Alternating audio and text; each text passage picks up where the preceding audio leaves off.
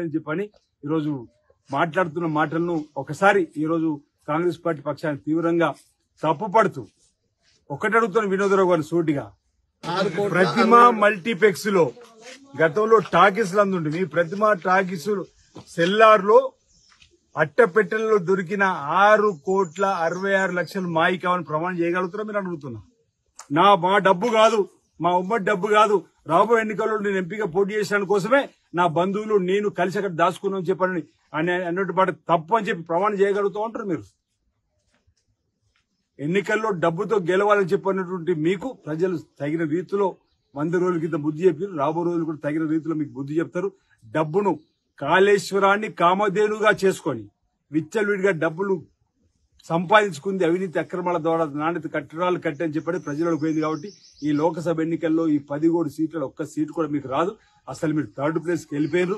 అందుకే ప్రెస్టేషన్ లో మతి భ్రమించి ఇంకా పొగురు మాటలు మాట్లాడుతున్నారు తప్ప ఇది మీ మాటలు ఎవరు కూడా వినటట్లేదు.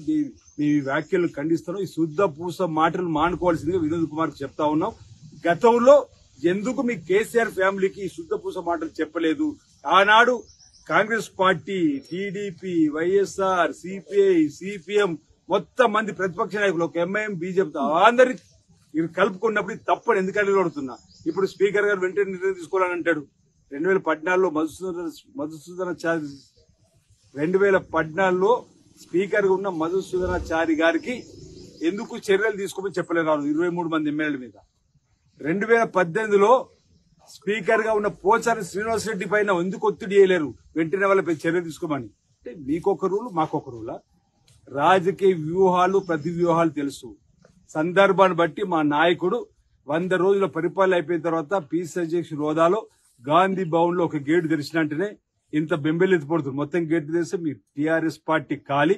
ఈరోజు నేను ఒక్కటి చెప్పదలుచుకున్నా, మీ తెలంగాణ పేరుతో అధికారంలోకి వచ్చిన మీరు తెలంగాణ పదాన్ని తీసుకుని భారతీయ రాష్ట్ర సమితిగా పేరు మార్చుకున్న రోజే మీకు తెలంగాణ ప్రజలతో పేగుబంధం తెగిపోయింది. అందుకే మొన్నటి ఎన్నికల్లో మీకు ఓటమి.